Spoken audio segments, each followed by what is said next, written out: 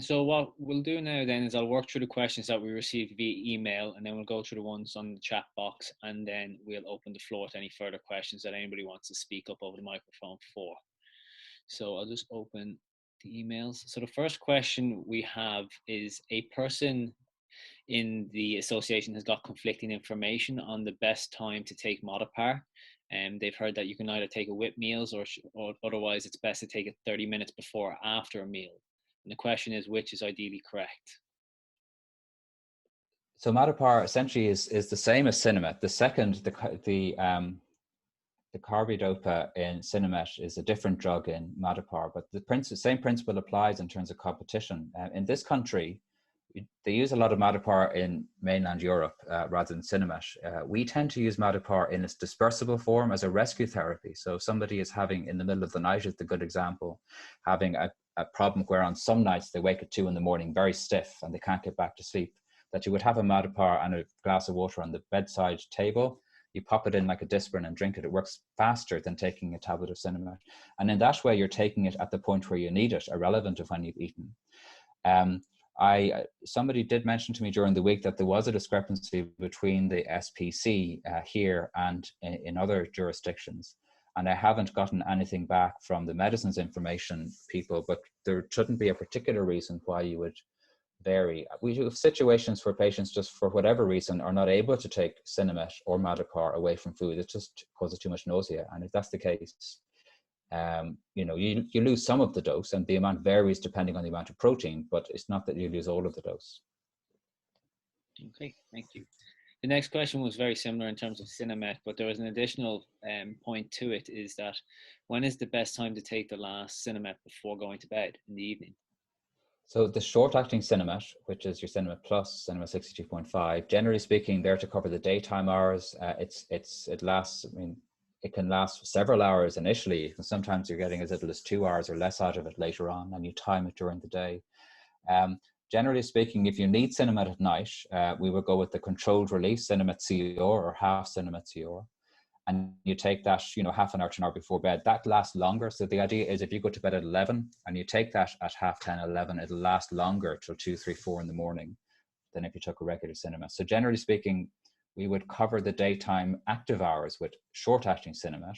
And that'll, of course, vary by person.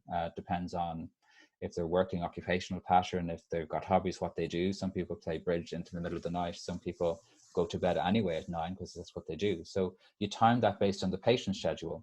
But if there is a need for longer acting Sinemet at night, we change the last dose to a CR. Okay, thank you.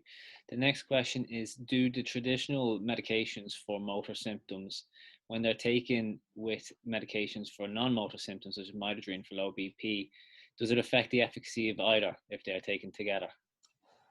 Generally not. Generally, most of those drugs don't directly interact with each other, apart from the fact that some of them would be recommended to take with food. But in terms of the timing, the only things about timing really are that we suggest them monoamine oxidase inhibitors are not taken too late at night because they can affect sleep quality.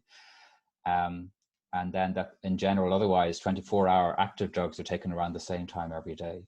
So there isn't a big red flag around not mixing one with the other, but sometimes patients, if they report something, will just act on it and will make a change based on their experience. But there isn't a predetermined necessity for most of the different types of treatments we use.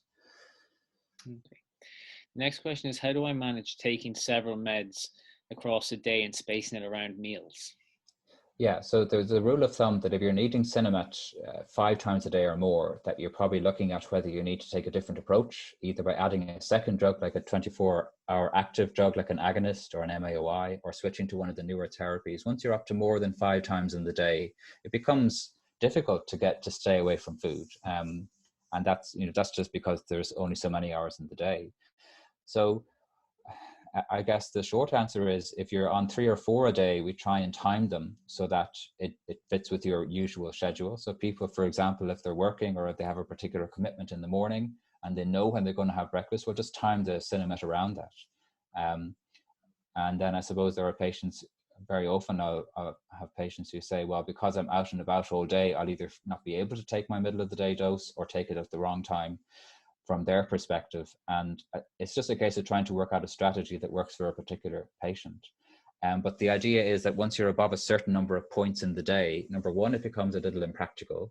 And number two, it's probably telling us we need a more continuous type of therapy rather than the pulsed medication, Sinemet on its own, which we often will start with in anyone who's anyway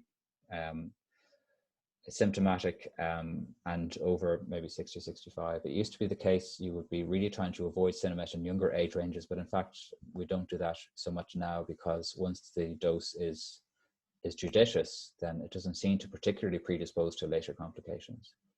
Okay. The next couple of questions refer to diet and medication. So one person had said that eating a large meal sometimes affects how well their medication works. Is it anything to do with what they're eating? And the next couple of questions substantiate this by asking how protein might affect how your medications work or your carb intake. Yeah, so protein seems to be the particular thing that interacts with levodopa. And I suppose one thing we know happens with Parkinson's disease is that the motility of the gut varies. So you can get a couple of issues in terms of slower transit. We know that if constipation is not managed, it'll have an impact on the efficacy of levodopa. And we know that there's a phenomenon called delayed gastric emptying, where you might eat, but the stomach mightn't transmit on after its digestion to the rest of the bowel for an hour or longer. And you can imagine that if you eat and then take your medication as you intend to an hour later, but the meal you had just eaten is still hanging around there, it'll interfere on that occasion. Whereas the next day, if you don't have delayed emptying, it won't.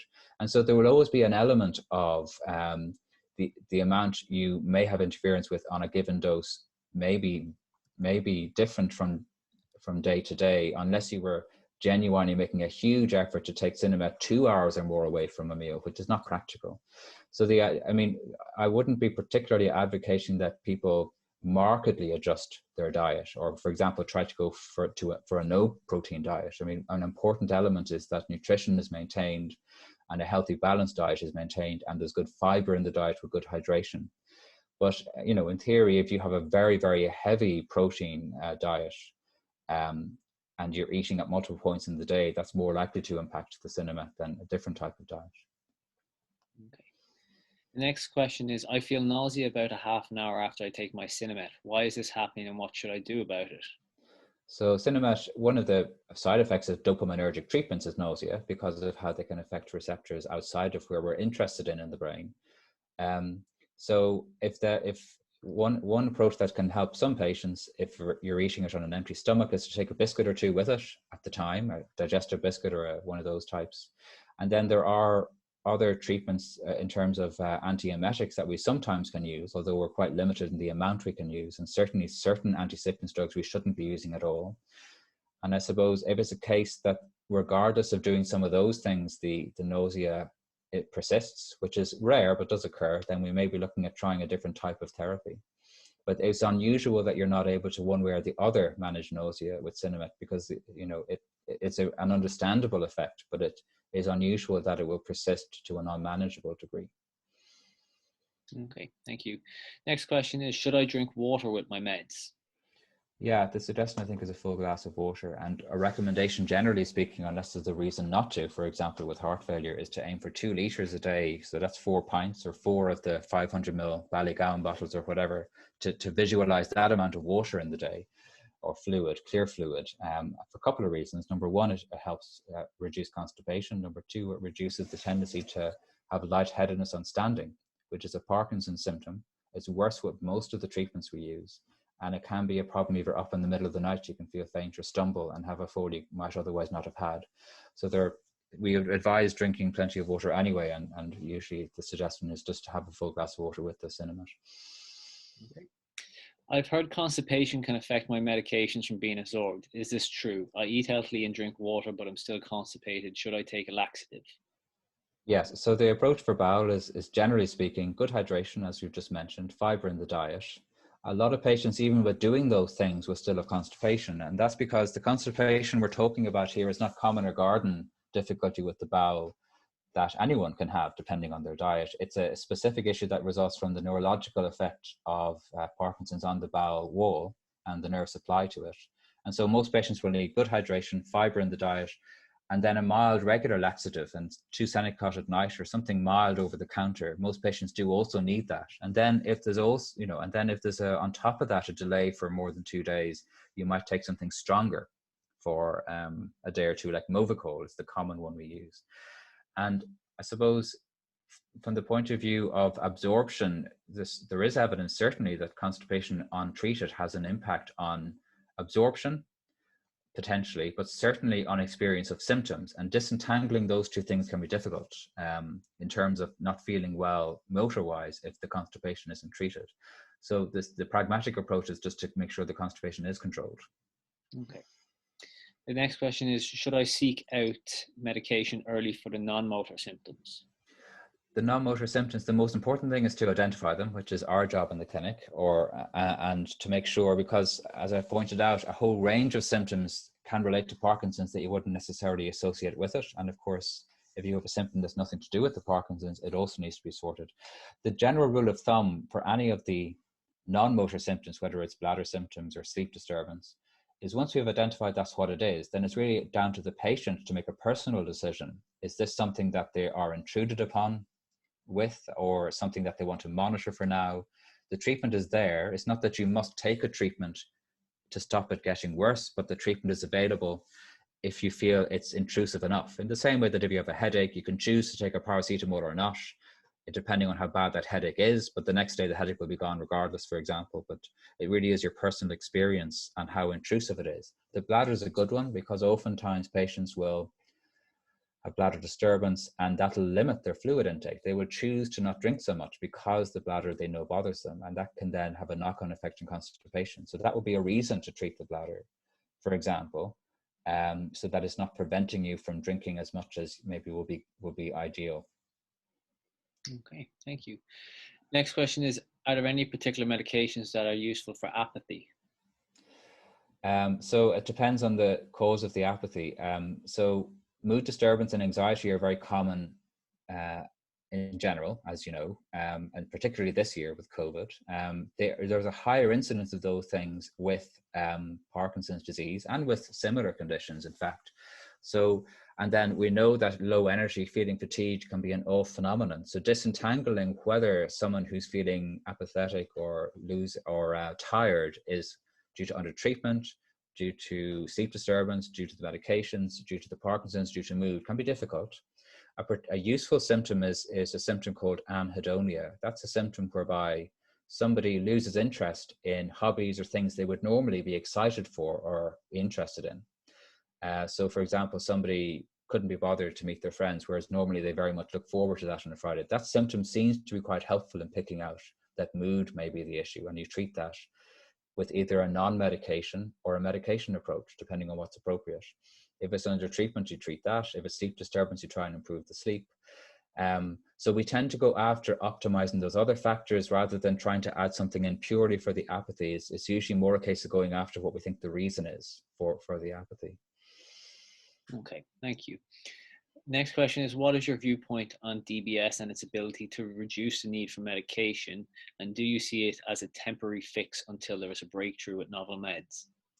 So the reason to do DBS is if you cannot get adequate control with Sinemet or a dopamine agonist or both. And the reason the surgeons will do it is for that reason, failure of standard treatment. I suppose they're not inclined to do it just because it's an alternative to oral therapy. And a lot of patients who have had DBS often remain on a reasonable amount of the treatment they were already on. What the DBS mainly adds is it gives you that control throughout the day. So you're not getting an up and down that you get normally when you take tablets. And the second thing is particularly useful for in some patients is tremor. It can be much more effective than any of the oral therapies. So the two reasons to do DBS are if you cannot get control of the day's movement with tablets, or if tremor is very strong and intrusive and the main problem. The reason, I suppose, the effective DBS doesn't wear off. We just know that over time, Parkinson's itself changes. And then obviously other things which aren't purely the movement also occur with Parkinson's. And that's where it's very important for disease modifying therapy to come in, because pretty much all the treatments we have now are symptomatic. They're mostly targeted at the movement and some of the specific non-motor symptoms. And what we'd like to do is to have the overall process in general less active or less changing over time. So I wouldn't say that DBS is superior. It has a role and it should be used where it's needed, essentially. And at the moment, we're still getting our DBS done in the UK. There have been plans for the last several years to try and get an Island of Ireland service, which has been delayed a bit with Brexit. But from the point of view of getting DBS in the UK, we still have access to that through a slightly different mechanism than the E112 system that we were using up until now. So we can still access it essentially through a version of the treatment abroad system. Okay, thank you. Would you advise those that are apprehensive to take a pill format or may have difficulty swallowing to inquire about dissolvable formats? And are there any differences in efficacy between a pill format versus dissolvable tablet? So the dissolvable at the same dose has about the same effect. The onset is quicker and the duration is shorter. So for that reason, I suppose the risk is that you end up taking it much more frequently during the day with the potential interaction with food. Obviously, the other situation that comes up with is newpro patch versus the other two. And there's not a huge amount to choose between those drugs, and some people prefer the idea of a patch, especially if they're not on other treatment. Other people, and this is not unusual, find that the patch irritates their skin and they are annoyed at having to keep track of it, especially if they're having a shower, and just prefer to take the tablet once a day. So, I mean, I suppose if the swallow is a problem, we should be going after the swallow to seeing what can be done about that. So I suppose we tend to use the tablet form because we're more familiar with its onset and offset. The Modipar would work to a similar degree, but it works faster and lasts shorter. So wearing off can be more of an issue. Okay, thank you. Next question is, I've heard that I should not delay starting medication. Is this true? There's no so from the point of view generally of both medication and also physiotherapy, the aim early on, if you have subtle symptoms and a very early new diagnosis, is to maintain normal activity. It seems to be if you can maintain normal activity, and that's both with physiotherapy approaches, occupational therapy approaches, and if needed, medication, because there's enough interference with your ability to walk, that's protective. If you are doing everything normally, you don't have to be on a treatment to prevent any change over time. There was interest in rasagiline, which is Azilect, as a potential disease modifying effect early on, with a couple of trials, but in the follow-up, it doesn't seem to be that's a prolonged effect or a robust effect. So at the present time, we don't start any of the treatments purely because the diagnosis is made. We start treatment because it's needed to maintain normal activity, which is a protective thing. Okay, thank you. Next question is, my spouse repeatedly tidies up papers around the house. Is this something to do with Parkinson's? Yeah, so obsessive or compulsive behaviors, number one, that could occur, I suppose, with Parkinson's or any number of related conditions. They're not common. Sometimes that can be an effect of some of the medications, particularly the dopamine agonists. So patients who, for example, would always have been very careful about doing their work in a certain way might become more focused on that, tidying, collecting things, shopping online, gambling. So impulsivity is something that should be reviewed just to see if it can be explained related to the medication regimen, because it may be it's a habit or a trait that's a normal thing for that person, but it's being magnified by the treatment. So it would be necessary just to review that symptom in the context of the patient and see what we think is going on. Thank you. Next question is, I want to come off Ricrip, but I've heard people have a terrible time coming off of it. Why is that, and what should I do to come off it? So coming off it, usually dopamine agonist, there isn't a huge issue, but there are patients certainly who can get a withdrawal syndrome, so we don't stop it suddenly. And then sometimes you can get quite a marked withdrawal syndrome where you have to actually go down very slowly. And the kind of the effects that can have vary significantly. So I suppose the question would be, if someone's on Recup and they don't want to be on it, if that's because they don't want to be on treatment in general or want to have a different treatment, they should be talking to their doctor. And the idea would be that you would come off it in a controlled fashion to switch to whatever else was going to be tried, or to be on nothing if that was the preference. And you do sometimes have to come off it more slowly if in fact there are some withdrawal symptoms. The options if you come off Recup are that you don't have any problem, that you have some subtle symptoms and as your system resettles, or you have a frank withdrawal syndrome, which thankfully is not common, but it does occur for sure. Okay, thank you. The next question is, why do some people use newpro? Well, newpro, mirapexin, and requip would be equivalent, essentially. From my perspective, newpro really is just a patch versus a tablet. If a patient has a particular preference for that, we can use the patch. We use the patch quite a lot in hospital if someone's in and they're not able to swallow or they're drowsy, say with a pneumonia, and they can't have their Sinemet. Well, ideally, you would either give medication through an NG tube, but if someone's had surgery and they can't, then we use the patch because it's an easy way to give dopaminergic treatment without the patient ending up on no treatment. The issues with the patch tend to be if patients have skin reactions to it and don't like it for that reason. There are comparisons between the agonists, which are essentially newpro, requip, and mirapexin in terms of side effect profile. There's probably some evidence that mirapexin is slightly less likely to cause impulsivity, for example. But other than that, the main reason to use the patch rather than a tablet, from my perspective, would be patient preference. Okay, thank you. The next question is, I heard on a webinar that Retari is a long-acting medication that will be better than taking several short-acting pills a day. Can I get this in Ireland? So aside from the ones I've gone through, there's nothing else that's right now available to us. I mean, there are medications like exenatide that are used already for other indications, but they're not licensed for use in Parkinson's disease. So there are some drugs which you can technically get, but we can't prescribe them for PD. The National Medicines Information Service and the unit based at James's actually work on the funding for drugs, and essentially we check in with them every so often, especially if some of you may be aware there was an issue with Duodopa being funded, and we have to engage sometimes with them to advocate for certain treatments to be available. So from a national perspective here, once a drug is available, we need to make sure it can be prescribed, and that's often the delay. So I would expect that the portfolio of drugs will continue to expand, but we don't get any preview on the ground, I suppose, of when a drug is likely to request authorization. The company choose country by country, and then what the funding people will say once a drug is requested. But at that point, we often get involved to advocate to speed up that process and that a drug would be authorized and funded. Okay, thank you. There's a few questions here that mention symptoms getting worse during COVID. Is there anything you want to say on that, Professor Bradley, and how to best manage that? Sorry, I missed the start of that one. There's just a few questions that really incorporate that people have mentioned that their symptoms have gotten worse during COVID and how to best manage it during COVID and getting access to their neurologist. Yeah, so that's a huge issue this year. So basically, all of the things that we know keep patients well, being active, staying engaged in normal activities, having frequent review or access to review for symptoms so they can be sorted out, they've all been messed up by COVID. We are, even at the moment in James's, we were closed down for 3 weeks again because of the third wave. We're probably going to be able to open again in the next week or two a little bit. We're trying to maintain virtual reviews, whether that's video or phone, to try and stay on top of symptoms.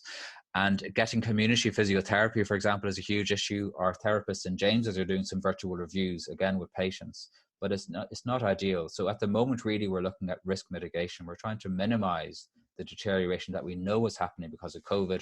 The recommendation would be to try and as much as possible to stay focused on the things you're already doing, such as the medication timings, staying well hydrated, managing the bowel, staying engaged with any home exercises already prescribed or seeking some new ones if needed, and then contacting whoever is looking after you if you have a problem. Because while we mightn't be able to get people freely into the clinic, we can still try to address symptoms as they arise, at least until things, I mean, we're going to be doing this for most of this year as well. So it's a case of not delaying and contacting if there's a new problem, and that's the best time to sort it out.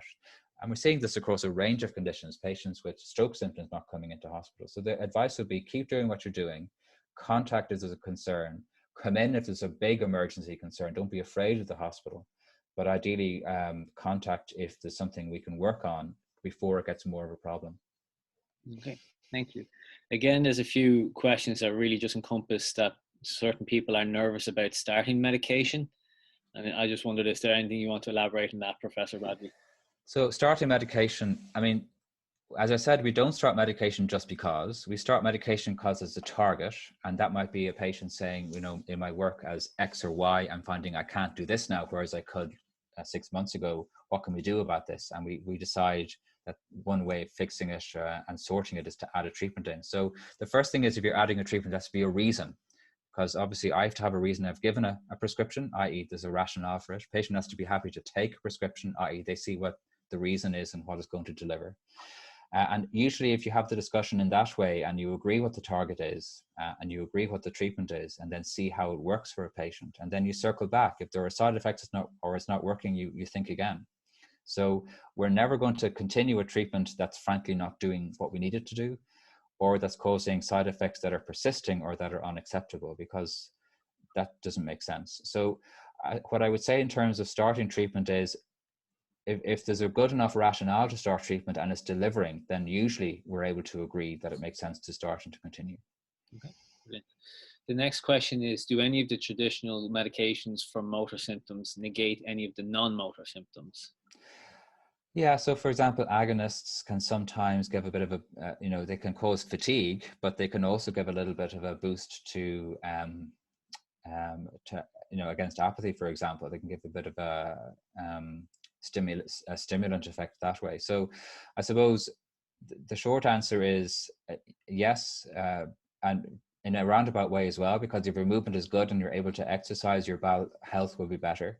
But I suppose there are those specific non-motor symptoms which we have particular fixes for: the lightheadedness and standing, the bladder, the memory symptoms, that we have specific fixes for that often are different to the dopaminergic treatment. But job number one is always to get the movement good and stable and satisfactory. And the target really is that you can do everything you need to do on a given day reliably and comfortably.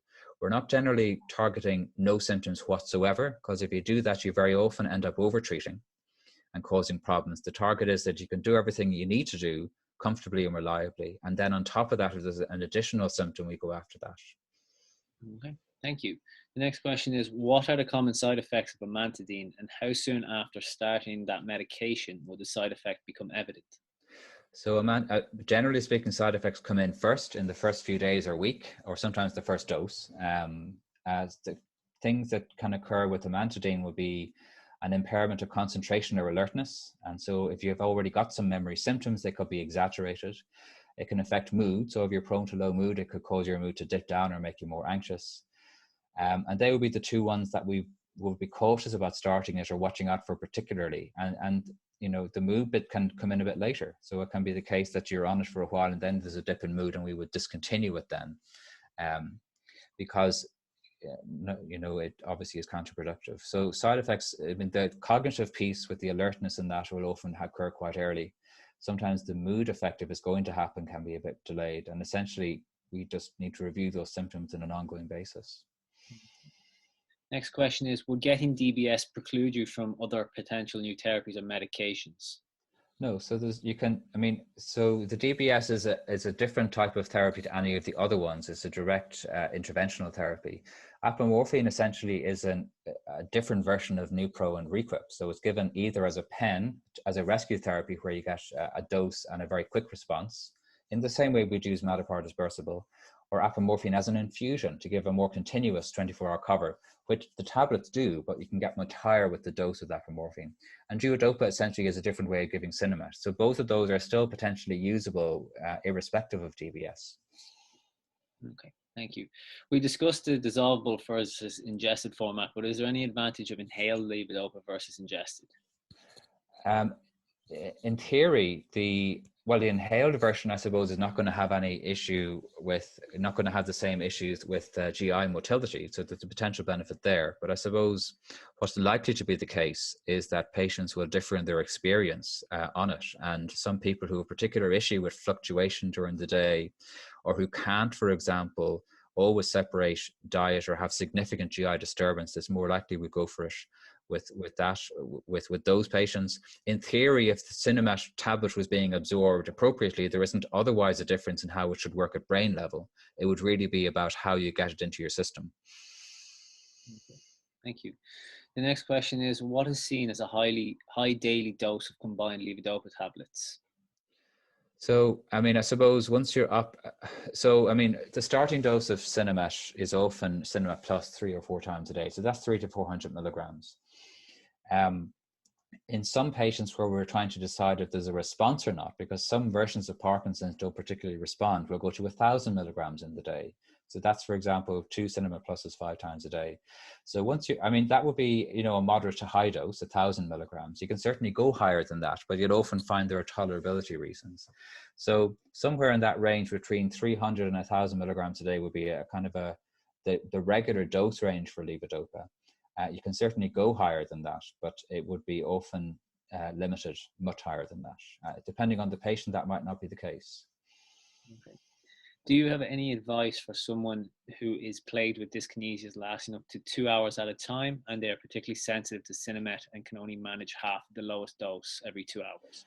Yeah, so I mean, that's a motor complication. It's a reason to use one of the other therapies. So the two therapies that would be applicable there will be apomorphine or DBS. Sometimes apomorphine isn't possible if there's, for example, already a significant difficulty with hallucinations, for example, is a symptom that can occur, and it would certainly be likely to worsen with apomorphine. So I suppose you'd be going through those options first if they're a non-Sinemet based approach. And then if that's not the case, then you would minimize the Sinemet as much as possible. Amantadine potentially has a role in dyskinesia, although it's highly variable how much it helps. So really that's a very individual question. It would very much depend on the current regimen, the patient's other characteristics and what treatments are open to them, and then their individual response to different treatment changes that you would make. So it would really be a very individual thing what might work in that scenario. Okay. The next question is from a member who started with an MOA inhibitor and dopamine agonist and then gradually added levodopa. Is it usual to drop some of the former two when you migrate onto levodopa? And are there any dopamine agonist withdrawal issues? So it wouldn't be unusual to be on all three, but going forward, you normally would over time slowly get the Sinemet up. You would leave the MAOI in place because it's got a logical role with Sinemet to support its function. And then you would probably slowly get the agonist down. The agonists are drugs which are more likely to cause some of the particular side effects that can bother patients a few years on versus at the very start. For example, sleep disturbance and hallucinations. So generally speaking, an agonist plus an AOI early would be quite common, and then slowly transitioning the agonist to levodopa.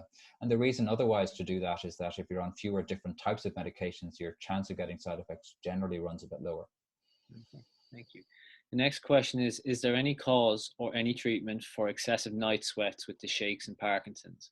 Is it a symptom of Parkinson's or a side effect of medications, or could it be connected with low blood sugars at night or insufficient medication at night? Yeah, so the low blood sugar really shouldn't occur unless you have diabetes and you're treated with a drug that can push the sugar down. You really shouldn't have spontaneous low sugar otherwise, unless you've got a particular medical reason to. Absolutely off symptoms. So that's where, for example, if someone wakes up and they're feeling stiff at 2 a.m. and they're sweating, that could absolutely be an off symptom. And you would think about the apomorphine pen or Modipar at the time, or you would think about a longer acting going to bed. In terms of side effects, yes, certainly with the agonists, it's possible to have sweating symptoms along with nausea. But if it's very much timed with a dip in the effect of the medication and, you know, a period of time after the last dose in the day at nighttime, you would wonder about an off episode. And then, of course, it could be something totally unrelated to the Parkinson's, such as thyroid disease. And, you know, we've come across a number of completely unrelated explanations for symptoms. So it's always worthwhile going through a symptom, as I suggested earlier. Is it the Parkinson's itself? Is it the treatment we have the patient on that's worsening a Parkinson's symptom? Is it a direct side effect of the treatment, or is it nothing to do with the Parkinson's at all? So all of those options are possible, and it would be going through the history, the timeline over, you know, with the patient and going through their individual story to try and tease that out. That can be challenging even doing that, to tease out exactly, and you would take a trial and error approach to making some changes, seeing if it sorts the problem. Okay, thank you. The next question is, do females suffer from different drug take-up in their monthly menstruation cycle, and how, if so, how is it being addressed? So not that I'm specifically aware of, there can be certainly a fluctuation in symptoms. We have no direction in terms of adjusting medication regimens related to that, but it wouldn't be unusual for symptoms of any condition to vary with the menstrual cycle. And I suppose it's a case of monitoring that, measuring it, and seeing what approaches might be useful. But there isn't a general direction to us that we adjust regimens in a particular way because of that. Thank you. Next question is twitching in bed at night a known side effect of Parkinson's? I suppose it depends on what you mean by twitching. Twitching can mean lots of different things, and what can be helpful there actually is if someone takes a video of it, and everyone has a phone now. If you bring in a video of the symptom and show it to us, then we can determine is it a variation on the tremor, is it something dyskinetic, is it something unrelated, and it would again, all of those options are possible, and it would very much depend on trying to see exactly what was happening. And it's useful there in that way to bring a small video in for movement disorders generally. That's another huge challenge of COVID, is we can't see people, and even with Zoom, where you can display video, the frame rate is not great, and so you can't really properly see the movement in most cases, and it's not the same at all as actually being able to examine someone. So that's a problem that we have right now, and it would be very much, again, assessing that particular symptom to see what we think is going on. Okay. Next question is, does alcohol interfere with any of the usual Parkinson's meds? I suppose we don't generally restrict alcohol intake completely. Well, my general rule of thumb would be one or two of what you're having would be fine, unless it clearly, in your particular case, causes sleep disturbance or a particular side effect like a balance problem. In which case we may need to think about whether we err on the side of avoiding it. But other than that, aside from the general advice we would give about moderation to everyone, not alone patients with any particular condition, we don't otherwise suggest significantly avoiding standard amounts. In theory, very large amounts may, through its side effects and its effect on balance and other things, and its effect on the stomach in terms of causing gastritis, have effects on how the medication could work, but that would vary hugely from person to person. Okay, thank you. The next question is, do you have any opinion on the use of cannabinoids? So cannabinoids, which, as you know, are licensed for 3 specific situations. One is chemotherapy-associated nausea, one is pain in conditions like MS and spasticity, and then the last one is pediatric epilepsy. So cannabinoids have multiple effects. They're probably their most useful effects neurologically are they have an anxiety relieving effect and a muscle relaxing effect. So in theory, the type of increased tone they tend to help is a type of increased tone called spasticity, which is the kind of stiffness you get with stroke and MS, as opposed to the kind of stiffness you get with Parkinson's. So my view is that the most likely reason it's going to help is because it has a relaxing effect as opposed to a specific effect. It may be the case that when we get further data from one center or another, we could be able to show that there's a particular reason we should be using it, but I wouldn't particularly substitute it for any of the more established treatments in general. From a direct therapeutic effect. But I mean, in terms of sleep disturbance, anxiety, those kind of pain, it has effects there, but we're not licensed to use it for those indications in Parkinson's disease. Okay. The next question is, may I ask about COMT inhibitors? Sure. So I don't know, Norman, if you have... Yeah. Thanks, Jake. I just, at the top of your list there, Professor Bradley, for the new drugs, there's a drug called piccopone. And I've been just doing a bit of research into it, and the Lancet Journal was saying that it's actually giving a lot more on time than the one we're more used to, which is the entacapone. And as a result, you can dial down then the levodopa constituent of your medication, and it ultimately reduces then the level of dyskinesia you experience. And I'm just wondering, I know it's just been recently turned down by that pharma economic unit there at James's on the grounds of cost. But I'm just wondering, from a clinician's point of view, do you see benefit to it? And do you think it's one that would be worth advocating for in terms of trying to get it approved for use here in Ireland? Would it be sufficiently beneficial? Thanks. Yeah, so as you say, entacapone is the one we generally use here, and it's the third constituent in the branded Stalevo product. What you can do is you can take entacapone separately in a drug called Comtess, and not necessarily with every dose. So you're right, you can reduce the amount of levodopa. So for example, if we're switching from Sinemet Plus to Stalevo, we'll often go for Stalevo 75. So 75 milligrams of levodopa rather than 100. As a starting point, and consider that to be equivalent, and see if you avoid wearing off. I mean, wearing off really and off time is the reason to use it. So I guess the issue from the funding point of view is they will look at what is the additional benefit over entacapone, what's the cost of that, and their default is to say no for most things. So it is that would be a situation where we would try to advocate on the basis of what the additional benefit is. exactly as we needed to do for duodopa recently. And so it will be on that list of things. In terms of the effectiveness, in theory, entacapone should give the same level of cover if you take it more times in the day, but the problem with that is side effects. So tolerability is a potential benefit of a different drug as well. So the short answer is you can probably get a similar benefit in terms of reducing levodopa and reducing off time with entacapone, which you're using more of it potentially with more side effects. And the argument then is, can you switch to the other one relative to the cost? And that's what they essentially sign off on or not. And so that's where the advocacy bit needs to come in. Thank you. The next question is, can you recommend a treatment for shallow breathing that I sometimes experience towards the end of my Sinemet dose? Yeah, and this is a symptom I occasionally come across. And the question is whether it's an off symptom or whether it's something unrelated to that. Abnormal breathing pattern in general is not a common feature of the movement disorder in Parkinson's disease. It is more common with different versions of Parkinson's, different types of conditions that aren't the typical or idiopathic Parkinson's disease. Again, it's one of those symptoms you would always want to examine a patient, see what you think it's due to. If it's felt to be an off phenomenon, and lots of things from sweating to feeling anxious to having changes in breathing can be off symptoms. If you're quite confident that's what the issue is, then you'd be looking at strategies to reduce that end of dose deterioration. And it can be the case wearing off takes only a non-motor form and the patient doesn't particularly feel their movement is that different, but they've got these other reliable, predictable symptoms at the end of the dose, and they're still potentially worth going after. Thank you. The next question has two parts. What is your view on botox for dystonia? And also the same person is asking how best to deal with hallucinations that I experience while they're coming off equip.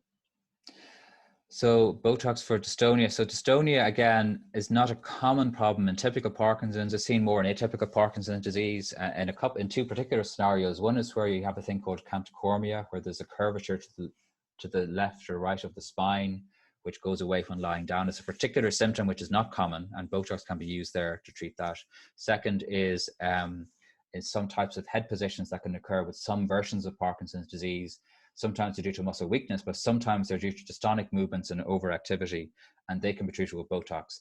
The other dystonia that one sees in Parkinson's is off dystonia. So when a patient is off, in addition to feeling stiff and slow, they can have dystonia in the feet. The feet tend to curl in a little bit, and the treatment of that is to avoid the off period or to mitigate the off period in some way with the scheduling of the treatment.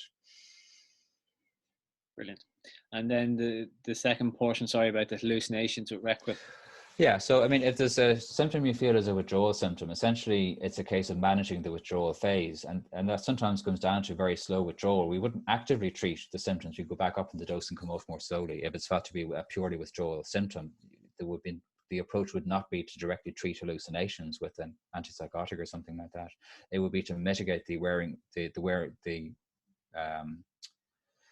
withdrawal, by changing how you come off it. Again, this is not a common problem, but it can be a severe problem. And usually it's just a case of withdrawing more slowly. Okay. The next question is, how often should someone have their medication reviewed? Who should review it? And would you recommend the same interval of review for people with young onset versus early onset? Well, I mean, early onset disease, so early in the disease phase, patients would often get away with a year between visits and nothing has changed. I suppose the rule of thumb is if we were able to deliver it, which we generally can't in this country, is to review every 6 months. And it should just be reviewed by a healthcare professional who has sufficient familiarity with Parkinson's disease to advise on the ins and outs. So that's generally a Parkinson's specialist, neurologist, or geriatrician, or some of the Parkinson's nurse specialists will be very skilled in some of that work as well. So I suppose they would be the usual two groups in this country who would do that work. And I suppose every 6 months would be what we would like to aim for. It's certainly not something we generally can deliver on. And it's certainly not something that this year anyone is doing reliably with COVID. I can't remember, sorry, if there was another part of that question.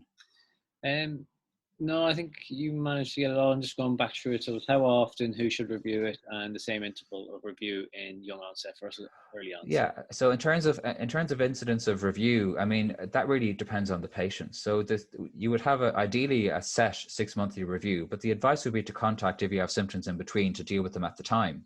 And, you know, people who are working or, you know, will have a different set of concerns to people who aren't working. People who have a lot of family support will have a different set of concerns to people who don't. You know, so really it's a case of you're always at liberty to contact the service if something comes up between visits. And of course, on the numbers, mostly if something changes, it'll happen between visits as opposed to the week you're coming. That's just the probability. And it's a case of addressing it at the time. And, you know, it's certainly reasonable to go via the GP in the first instance, especially if you're not certain if it's a PD symptom, if you think it might just be an infective symptom or whatever. But they or you could also contact the service to go through the symptom if needed. Even if it's a case of, yes, we're happy with that, it would be a case of going back to the GP and maybe treating a UTI if that's the outcome, but still we'd be happy to discuss it. Okay. And I just saw further on down the list, you've kind of answered another question, which is during COVID and in more general times, how often should patients be seeing their consultants? So would your answer be for that also ideally 6 months? Ideally 6 months. I think it's unusual around the country that would be the delivered. And as I say, there are patients who are flying it and don't want to come to hospital, but I wouldn't leave it more than a year in those cases. Okay, thank you. The next question is there any use for hyperbaric oxygen therapy in Parkinson's? Well, not from a proven necessity to use point of view. I mean, hyperbaric therapy has been suggested in a number of conditions, whether it's an oxic injury or other types of traumatic injury, or certainly certain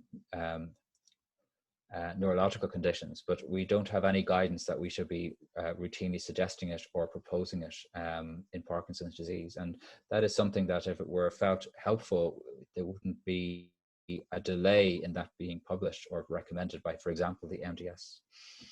The next couple of questions I'm going to combine essentially into one, as it says, how should we go about as an organisation or people living with Parkinson's to advocate for new drugs in Ireland, and which do you think is the most promising trial at the moment? Yeah, I suppose, I mean, as a group, there is a neurological alliance. The Neurological Alliance of Ireland is a group on the which is, you know, a multi-domain group. They have a movement disorder subgroup, the likes of other people like Tim Lynch and Richard Walsh involved in those. So there are groups where, you know, either patient groups or companies can approach to discuss whether to advocate for a particular drug, depending on how useful it is. So I suppose it would be a case of trying to maintain links between the different organizations that are involved in this work so that we can have a combined effort. It is a particular treatment that, and duodopa will be an example again, where I know several different organizations in tandem try to address that gap. The second thing was about the most promising treatment. So I would divide the treatments into two broad categories from a treatment of Parkinson's point of view.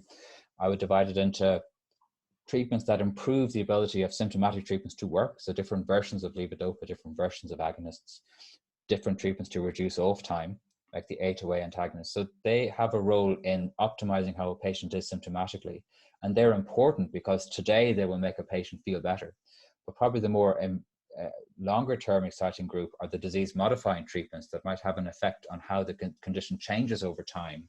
And they're further away, no doubt, but there are, you know, more drugs than ever before going through the phase 2 section. And I suppose the problem is with predicting which one might be useful or not is sometimes the one you're expecting has a much better signal in phase 2, for example, than one you were expecting on the preclinical data. So I would just keep an open mind until we have a drug which looks like it's likely to be very helpful. And the problem is that the majority of drugs don't reach that bar, and that's why it's so important there are so many going through. Okay. Do you think that there should be a centre of excellence for movement disorder clinics in Ireland? I think it's too common a problem to have one center.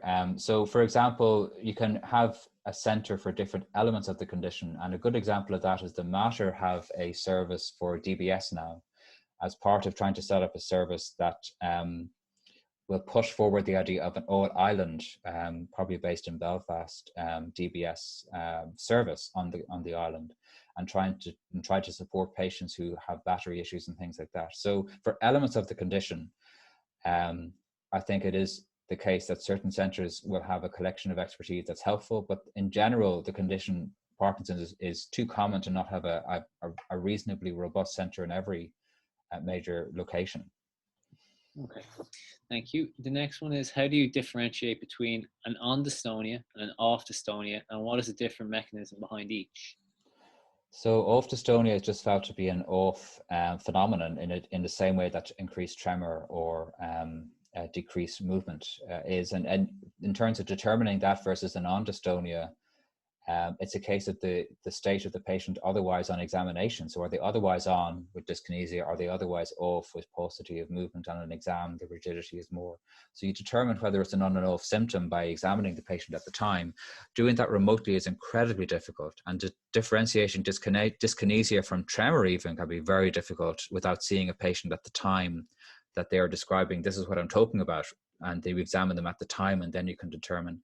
Can be actually impossible otherwise over the phone, for example, even with the history of the timings of the tablets to know which is which. In terms of on dystonia, that wouldn't be a very common phenomenon. It would be unusual to have frank dystonia on. You can certainly get it in the same way that you can get diphasic dyskinesia or random dyskinesia, but it would not be that common. So generally, if someone describes a good description of dystonic posturing, it's generally going to be an off phenomenon, and you just need to confirm that by assessing the patient otherwise. Okay. Thank you. And the last question we have in the chat box comes back to the Centres of Excellence question. Do we have Centres of Excellence in each location? And do you think it's important that we advocate as patients for better services? Yeah, so I mean, in terms of neurology in general, there's a huge issue with neurological services outside of the main cities, and that's a constant challenge. So there is a definite inequity of access if you compare the Midlands to Dublin, where there are 5 major university centres. All of the major 5 centres in Dublin do have established services. We had a change in changes recently to a joint service with MED-EL, for example, Medicine for the Elderly. And the hope is that it'll create some capacity, because we certainly were not hitting the 6-monthly review up until then. So all of the centres do have established services, but there is underfunding and under-resourcing in terms of staff, and certainly access to therapy services for patients with these conditions in all of those centres. The argument would be that, in fact, if someone needs physio OT, that they can access that in the community. The whole idea behind Sloan to Care and all of that is that that'll be possible, but I certainly don't see that currently being deployed. And if you look at the current situation, therapy staff have been taken away from those roles in the community, which were already underfunded, to engage in COVID-related activities. So at the moment, there's a huge gap in the therapy services. In terms of the medical expertise, there are certainly neurologists with expertise in every centre, but the other services really are underfunded. Okay, thank you. That's all the questions we have in the chat box. We have plenty of compliments mixed in there as well that I hope you've had the opportunity to see. Oh yeah, sorry. We've kept you longer than we anticipated, but I can see that Anne has her hand up, so she may have a question for you, if that's okay, if we just keep Sure, work away. 4 minutes. Okay, Anne, so if you want to fire ahead. Hi, Dr. Bradley. I would like to ask about, my motor symptoms are managed really well with medication, and I have no problem with movement. But cognitively, I'm more challenged, like cognitive slowness and fatigue, and things like concentrating in the presence of distraction and multitasking. Does the medication help with that, or how does it make sense that movement is really good, but cognitive slowness is a bit of a challenge? Yeah, so the way that would be thought of is that they're 2 different processes. So 2 different areas of the brain are causing those symptoms. The movement symptoms, as you say, are well controlled. The reason why concentration may not be the way you would want it to be can be a huge range of issues. So you mentioned fatigue. If you're fatigued and you're tired and your sleep isn't right, your concentration won't be as good. And that's a general rule for everyone. It's more the case if there's any additional neurological issue. There are, I suppose it is the case that memory itself and concentration and certain other cognitive things can be an issue with Parkinson's disease. The thing to do, number 1, is to make sure you're properly treated. If you're frankly undertreated with Sinemet or other things, that will have an effect on your speed of thinking. If that's correct, then you look at other things that could be affecting concentration, fatigue, sleep, other medications that may be at play. And then if those things are all satisfactory, then there is the option to directly try to boost memory function with a particular treatment. The usual one is a drug called rivastigmine. but it will be a case of going through the whole situation essentially with a fine-tooth comb to pick out all those elements and see what the appropriate thing to do is. Okay. And it's almost always the case in my experience that if someone says my memory isn't great, there is more than one thing going on. Yeah. Actually more around processing information than memory, if that makes sense.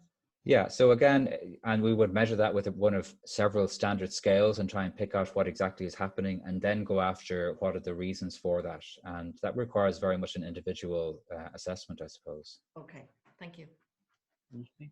Does anybody else have any burning questions that they would like to ask? I see Brandon has his hand up. So Brandon, if you want to unmute yourself and ask your question. Thank you, and thank you, Professor Bradley. I'll just read an email I sent on earlier in the day, probably was too late for inclusion. I'm on Azilect and Chemedrine for Parkinson's and venlafaxine for anxiety. I read recently that Azilect and venlafaxine together are not recommended and that Chemedrine is not recommended for over 65s, contributing to dementia onset, etc. So that worries me a bit. I'm just wondering if you have any comments on that, Professor Bradley. Yeah, so in general, the anticholinergics, it's not that they directly cause any kind of direct cognitive problem, but if there's any tendency to difficulty with memory concentration, then anticholinergics can worsen that. And the general rule of thumb is that all of us are slightly more prone to those side effects with each decade, I suppose. So it's very arbitrary, the idea that at 64 or 65, that it would be a good idea or not to use an anticholinergic. If you have significant, for whatever reason, memory trouble at 50, you would not use an anticholinergic. If you have zero problems at 75, you could certainly try it. But it is the case that as a general rule, the chance of an anticholinergic causing memory problems is higher as we all get a bit older. In terms of the venlafaxine and the MAOI, yes. So any of the SSRIs, SNRIs, which venlafaxine is, put together with either another one of the same drug, so more than one of that type of drug, or the Azilect, which can prevent the breakdown of drugs like venlafaxine to an extent. What can happen is you get a bit of overdrive, so an overactive serotonin effect, which can cause a number of things. It can cause a bit of high blood pressure, irritability, sweating, those kinds of things. It is fair to say that Azilect is much less likely to do that than other types of MAOI inhibitors.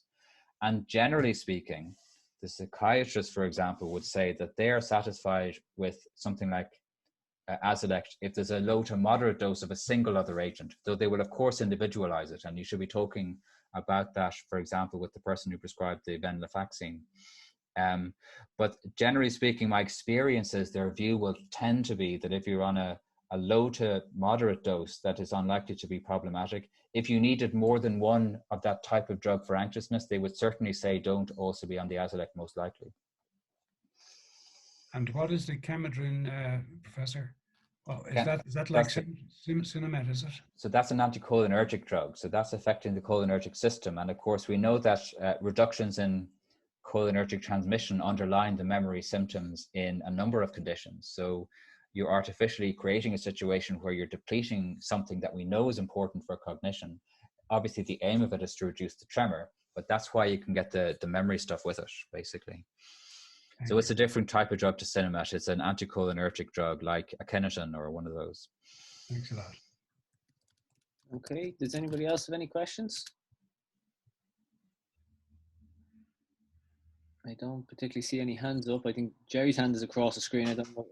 Yeah, Jerry, if you want to unmute yourself and ask a question, go ahead.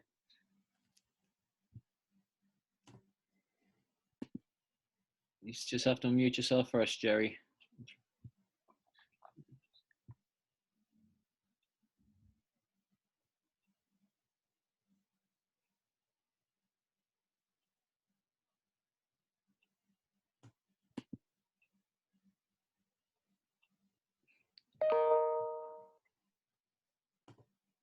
I don't think you get, if you want to email us, Jerry, maybe at Dublin. Oh, it's there now, I see it, yeah. Yeah, there you go, Jerry, far away. Yeah, I'm on Sinemet 3 times a day for the past year and a half or so. I'm also on antidepressants, and I'm wondering, could they interact negatively with each other? No, not particularly. I mean, obviously, both of those issues, both the Parkinson's and mood disturbance, can all affect similar things in terms of energy, fatigue, sleep, all those things. So if they're they would be seen as two different processes that both, if they need a fix, should be addressed. And otherwise, I wouldn't be concerned about treating both in tandem if that's what's needed. Right. Thank you. I just have a question about somebody that's relocating from abroad to Galway, and do you recommend any particular Parkinson services over on the West? No, I mean, I think generally speaking, each of the main centres would have a specific service for movement disorders. So the referral, if it goes in from the GP, would just go through to the appropriate section of the department. So, I mean, both neurologists and geriatricians manage Parkinson's disease. Generally speaking, across the country, that's broadly across different age ranges, but there's no absolutes there. And in fact, the best service would be a joined up service between the two, because both of the services both provide are relevant to some patients with Parkinson's disease. So, no, I think generally speaking, in each centre, patients usually will go through a single clinic anyway. Okay, thank you. Okay, well, it's coming up to 3:30. We're very appreciative that you gave us your time on a Saturday afternoon. We'll leave it at that for this evening. If anybody else has any other questions, they can email myself at dublinchairperson@parkinsons.ie, and we'll see if we can get them answered for you. And again, if anybody would like a recording of the meeting, just email me. Thank you all for joining us.